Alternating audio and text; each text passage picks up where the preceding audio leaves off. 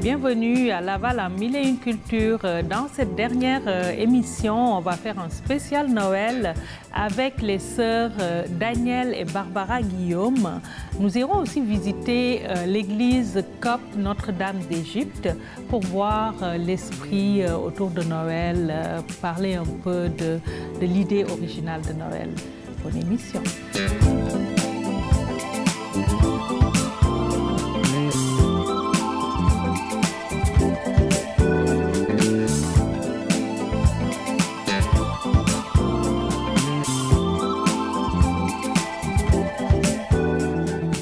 Dans cette émission spéciale Noël, avec moi aujourd'hui, les sœurs Guillaume, Barbara et Danielle Guillaume. Bonjour Barbara. Bonjour. C'est un plaisir pour moi de vous recevoir. C'est pour moi d'être ici. Oui, Barbara, vous êtes d'origine haïtienne. Mais à vous regarder, je vois le point au milieu. Est-ce que vous avez des accents indiens? Alors, c'est ça, on vient de l'Afrique, mais aussi... on est rentré sur une terre où il y avait beaucoup d'Indiens et de là, il y a de nous autres vraiment qui ont une origine indienne. Et moi, j'ai aimé cette... comment je peux dire ça? Je me suis adoptée avec la culture et... comme je l'ai dit souvent aux gens qui me demandent, on a tendance à oublier que les Indiens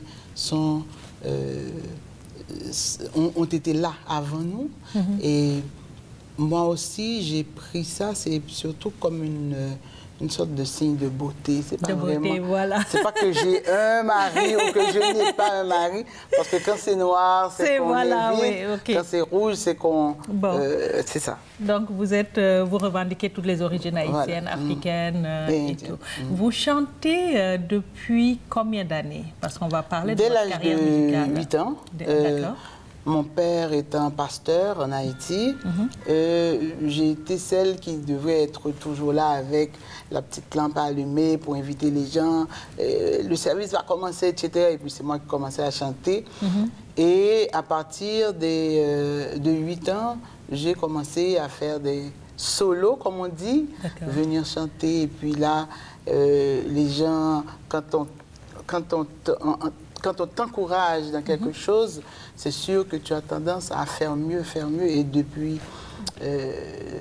vous progressez dans votre carrière. Parlant de votre... la chanson... Alors, j'ai commencé avec la chanson évangélique, bien sûr. Et en 1984, à New York, j'ai rencontré des gens qui militaient, qui faisaient plutôt des chansons progressistes, des chansons de résistance. Alors là, j'ai adopté aussi ce style. Et puis, bon, je suis devenue la chanteuse militante engagée que vous êtes. Oui, on m'a parlé de votre militantisme. Donc, on vous définit d'abord comme une chanteuse engagée, puis une personne engagée dans la vie en politique et auprès des femmes.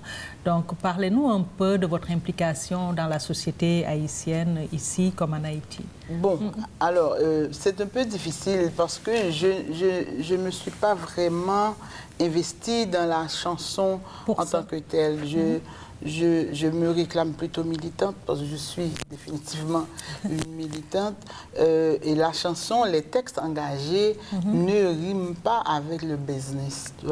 C'est pas tout le monde qui va prendre quelqu'un qui chante des chansons engagées et produit cette personne-là. Tu sais, on a toujours peur. Est-ce que Haïti, le gouvernement, comment ils vont réagir, tout ça. Voilà.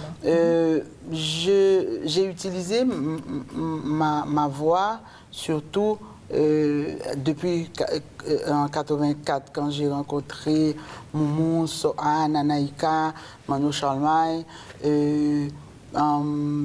plusieurs d'autres personnes, surtout Sergo Mader, qui avait des textes vraiment extraordinaires. Et puis on a utilisé ces textes-là quand on va dans les... quand on nous invite dans des activités. Alors on est allé et j'ai chanté et il y a quelqu'un qui m'a dit « Mais toi, tu as une voix en caravachet. Ça veut dire quand tu chantes, c'est comme on est obligé de t'écouter. D'accord. C'est imposant, etc. Et puis là, je continue. Et puis, une autre personne qui me dit, écoute, il ne faut pas rester dans les chansons. Ah, Jésus est très bon, nanana. Il faut aussi chanter le pays, il faut chanter les injustices, tout ce qui se fait. Et c'est à partir de cela que j'ai ramassé ce côté-là en tout cas. De militantisme dans les paroles et tout. Mais le registre, c'est quoi? Vous faites du gospel, vous faites du jazz, vous faites du blues? Disons, un peu de tout. Je mélange un peu, mais surtout racines. Mais racines, comment je pourrais dire ça, un peu... Pas tellement, je ne suis pas dans le vaudou parce que je ne connais pas vraiment, ou je ne connaissais pas assez en tout cas, pour m'investir dans le vaudou. Mais puisque j'aime le jazz aussi, j'ai quand même mélangé un petit peu le vaudou jazzé. J'ai checké un peu partout, j'ai essayé un peu partout, mais définitivement, je suis...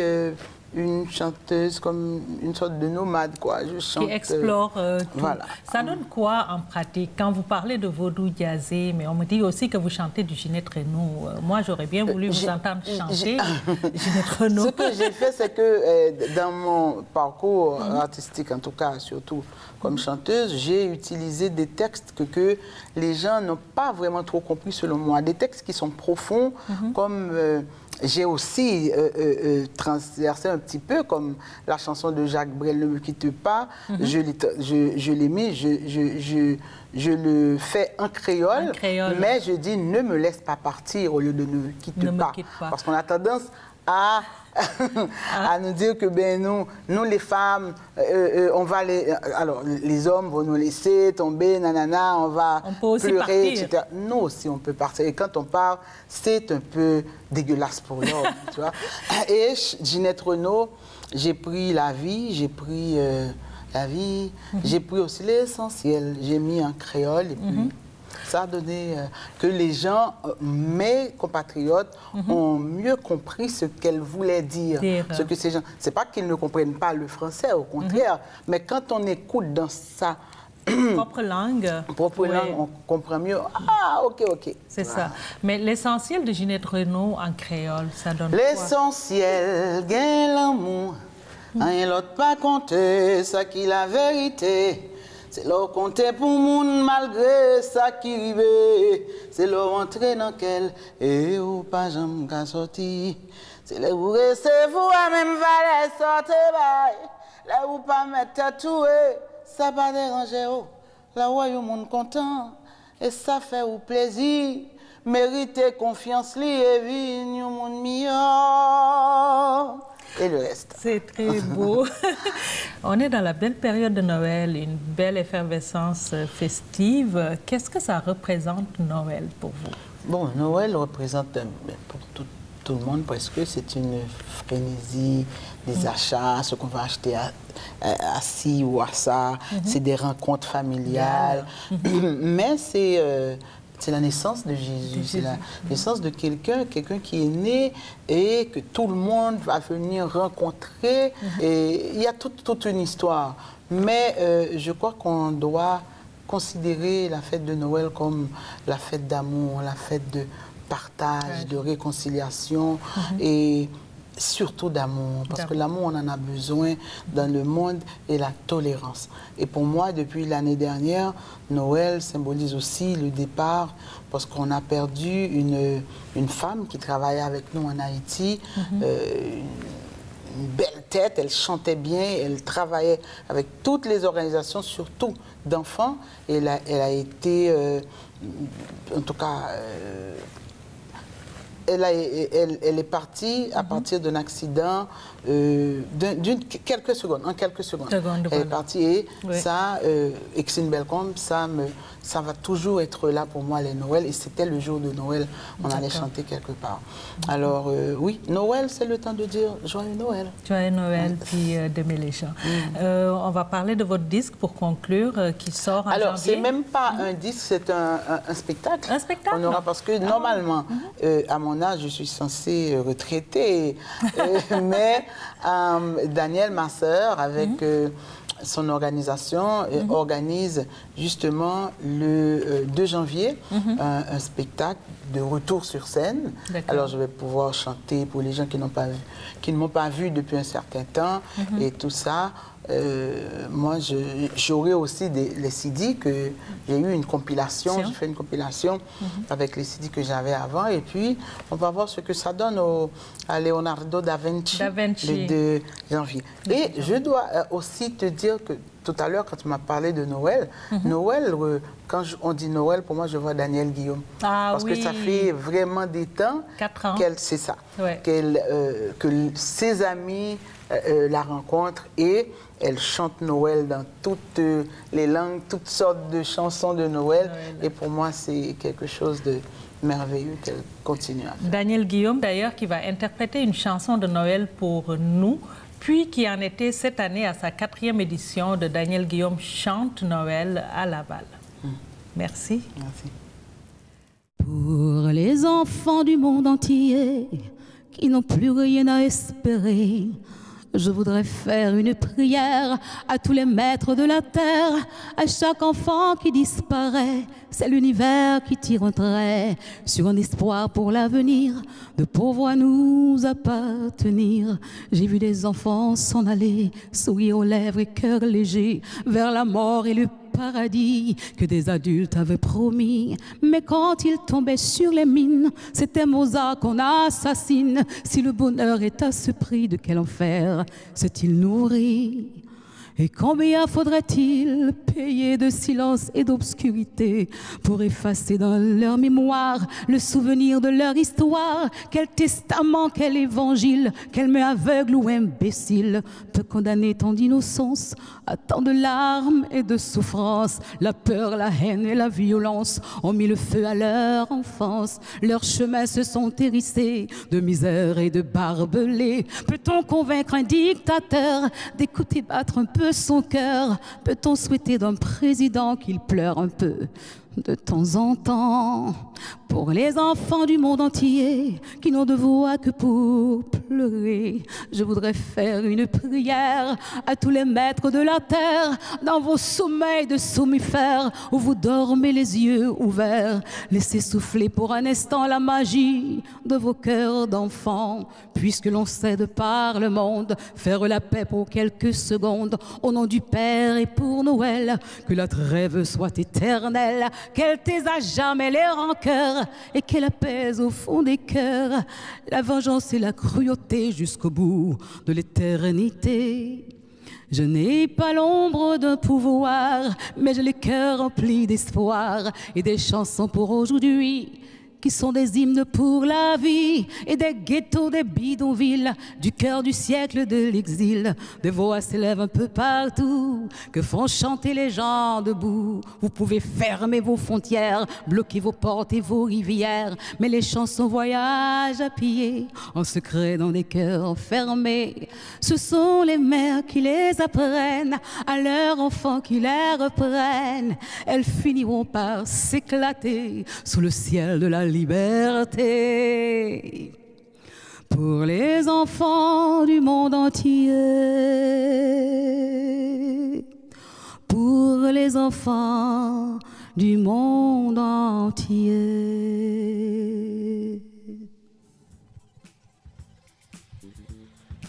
C'était pour les enfants du monde entier.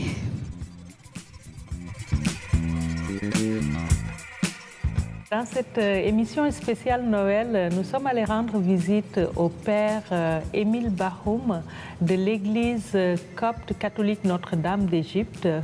Bonjour mon père. Bonjour madame. Oui, bonjour. Nous sommes heureux d'être là aujourd'hui et pouvez-vous présenter à nos téléspectateurs l'église copte catholique Notre-Dame d'Égypte? Oui. Vous êtes premièrement le bienvenu. Merci. Je suis content de pouvoir faire quelques petites choses pour les télévisions de Laval. Je suis à Laval depuis 17 ans. D'accord. Ici. Alors, pour la question, qu'est-ce que c'est l'église copte catholique? Premièrement, copte, c'est-à-dire égyptien. D'accord. Et catholique, c'est catholique, c'est universel, c'est Oui, pour tout le monde. D'accord. Mais copte catholique, égyptien catholique. Mais ce n'est pas dans le sens que ceux qui pratiquent seulement sont des Égyptiens. Aussi, il est ouvert à tous les catholiques du monde. Et donc, ça, c'est copte catholique. Notre-Dame d'Égypte, on a choisi ce nom comme la Vierge représente pour nous quelque chose de très signifiant. C'est la mère de Messie. C'est la mère de notre Seigneur Jésus-Christ, la reine. Donc, on est content d'appeler l'Église au nom de la Vierge Marie. De la Vierge Marie. C'est parce qu'elle est la mère de notre Seigneur Jésus-Christ. D'accord. Les coptes, est-ce qu'ils ont un rite différent? Pourquoi l'Église copte spécifiquement? C'est quoi son rite? Vous savez, chaque peuple, il a sa façon de s'exprimer dans la prière. Chaque peuple. Le rite, c'est quoi? Le rite, c'est la façon, on se met d'accord, les gestes que nous vivons dans la célébration, qui indiquent quelque chose d'autre. Alors, le rite copte catholique, c'est le rite égyptien, qui est en communion aussi avec le rite copte orthodoxe. Donc, nous utilisons ce livre de la messe de Saint Basile le Grand. D'accord. Et dans lequel on trouve beaucoup d'expressions qui expriment ce que nous sommes. Donc, il y a beaucoup de prières qui expriment dans la messe, dans la prière de la messe, qu'est-ce que c'est ce peuple. D'accord.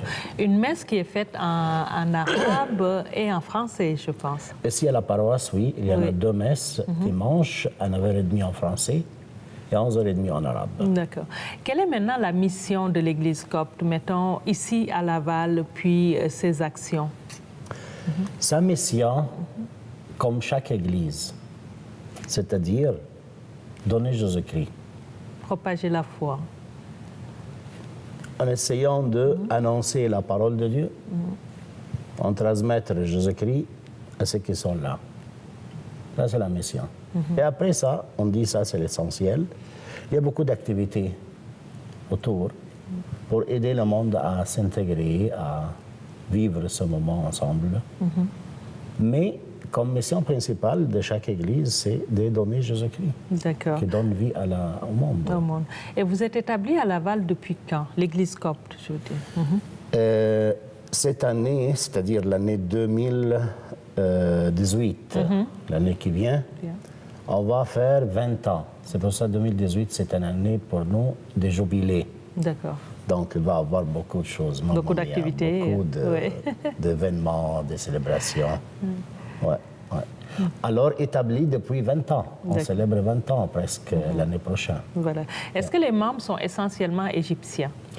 La majorité. La majorité? Immigrés égyptiens depuis longtemps. Mais ça n'empêche pas que les Égyptiens sont mariés avec d'autres nationalités qui sont présentes. Il y en a des Québécois, il y en a des Romains, il y en a d'Italiens qui pratiquent. Il y en a de différentes nations aussi. D'accord. Québécoises aussi. OK. Et vous recevez, j'ai vu que vous recevez d'autres, je ne parlerai pas d'autres confessions, mais j'ai vu tout à l'heure un prêtre maronite. Donc, c'est comme vous êtes tous catholiques, donc vous collaborez ensemble, j'imagine.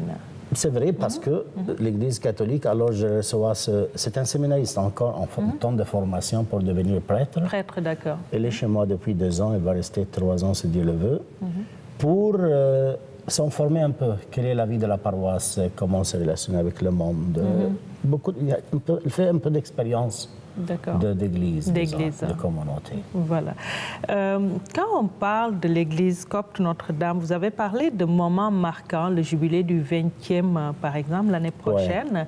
Quels sont encore les autres moments marquants de la vie de l'église?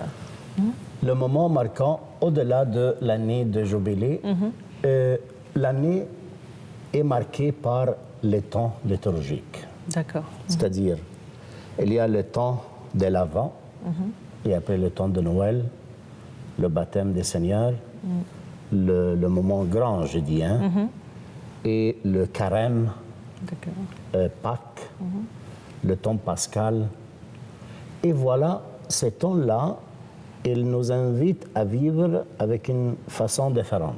Par exemple, le temps du carême, nous invite à vivre dans le jeûne, dans la prière, faisant le monde. Alors il y a chaque vendredi aussi, il y a le chemin de la croix, nous faisons chaque vendredi. Il y a des signes, il y a des activités qui accompagnent le temps liturgique, qui expriment le sens de ce temps. Temps de Noël, alors le temps de l'Avent, on fait à travers toutes les activités plus ou moins, de cheminement, c'est-à-dire les 4 évangiles dominicaux.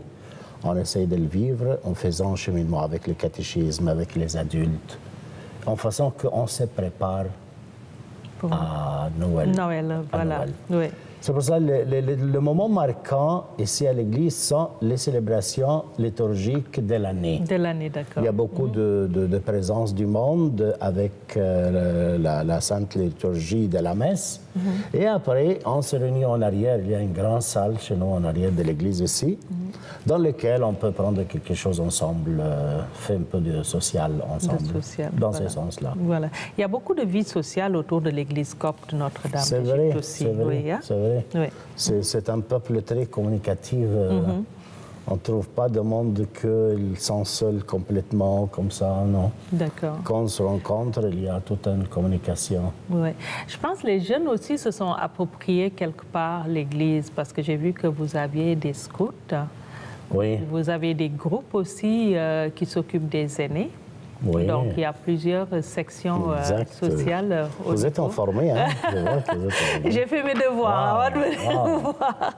Donc, c'est ça. Est-ce que c'est alors qu'on voit de plus en plus les gens qui s'éloignent de la foi, c'est encourageant ce regain des jeunes, d'intérêt des jeunes vers l'Église? Regarde, je suis touché par cette question parce que quand l'Église perd sa mission, elle va perdre le monde. Le monde, d'accord. C'est-à-dire, si on donne au monde de miettes, le monde ne sont pas nourris. Alors pourquoi ils doivent venir? Il faut autrement, quelque chose qui donne sens à leur vie. Le monde, s'il vient, c'est-à-dire qu'il y a Jésus-Christ qui est en train de communiquer avec eux. OK. Et après, ça n'empêche pas que chacun il a sa façon pourquoi il vient. Peut-être il cherche le social, peut-être il cherche je ne sais pas quoi. Mais l'intéressant, c'est que avec les aînés, avec les scouts, avec les catéchismes, on a 130 jeunes, c'est-à-dire des enfants jusqu'à l'âge de 22, 23, 130. Et alors, il y a beaucoup de choses pour eux. Je suis conscient, avec tous ces âges, si on ne donne pas Jésus-Christ, on fait presque rien.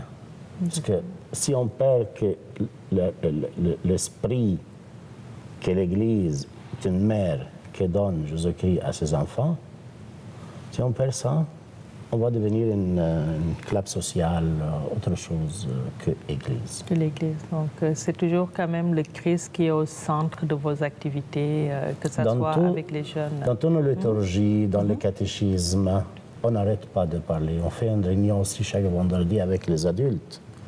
Il s'appelle Logos.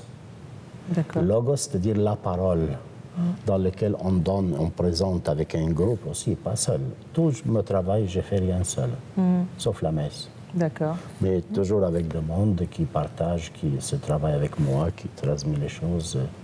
Sont très braves. Autour de Logos, qu'est-ce qu'il y a autour de Logos? Est-ce que c'est les adultes, les personnes âgées, ils ont la parole, ils communiquent quelque chose? Oui, ceux qui sont présents dans le Logos le vendredi soir sont le couple de la paroisse. Ah, d'accord, oui.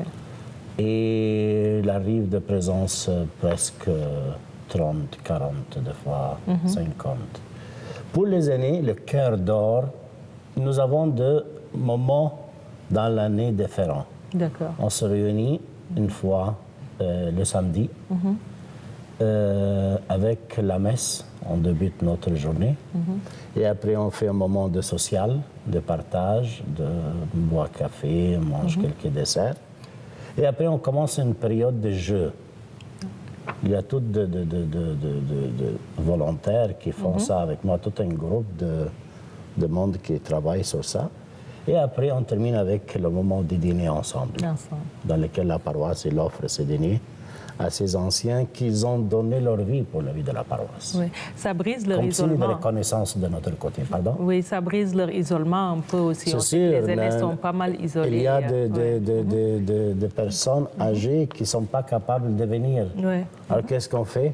On organise avec les plus jeunes. Viens, s'il te plaît, on va aller prendre ce monsieur, cette madame. D'accord. Il l'amène et après, à la fin de la journée, il le ramène à la maison. Oui. Vous avez beaucoup de bénévoles alors dans ce cas. Le monde Oui, s'offre. Ce n'est pas dans le sens de oui. bénévole, Oui, mais on a besoin de ces services. Qui peut le faire? Alors on contacte, il y a un responsable D'accord. qui fait ça et contacte. Voilà. Maintenant, nous allons parler de Noël. Nous Oui. allons voir votre belle crèche pour Avec parler de plaisir. la nativité. On peut aller là-bas. Oui. Père Émile, Noël, c'est beaucoup d'effervescence, les cadeaux, la famille, mais aussi il y a l'esprit original de Noël. Quel est cet esprit?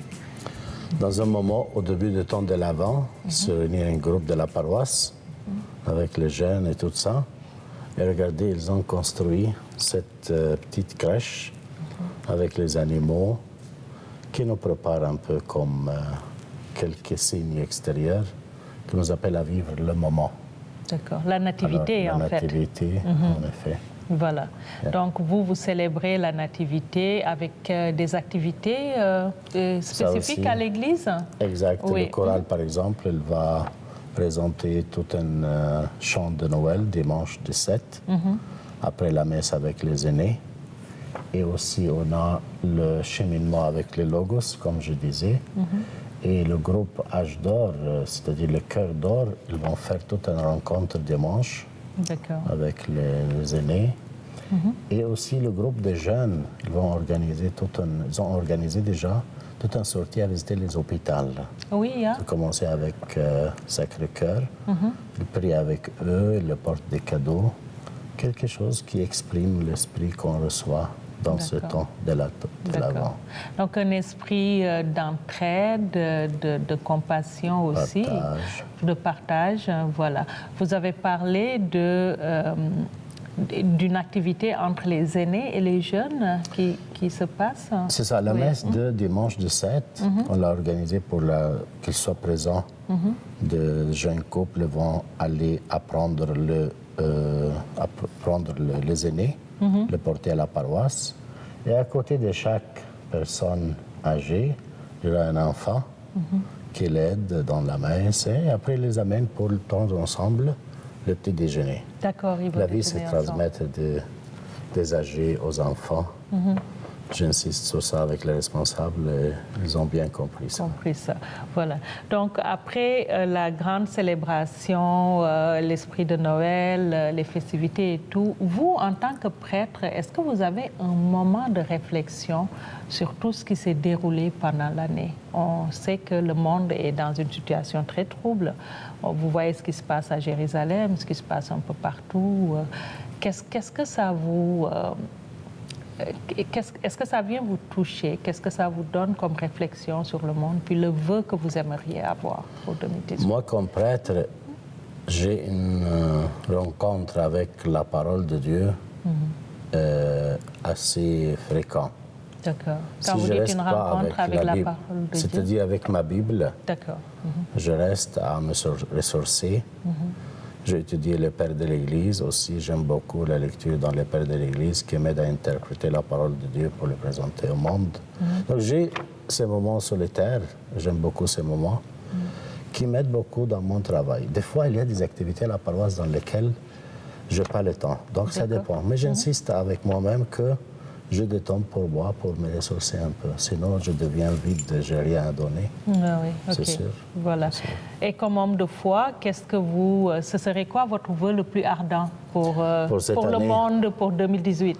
2018, vraiment que le Seigneur nous donne la paix dans notre cœur, à chacun.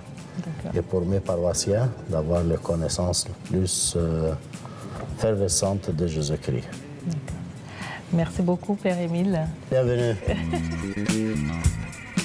Merci à nos invités pour cette superbe émission sur Noël, au Père Émile Bahoum puis aux Sœurs Guillaume.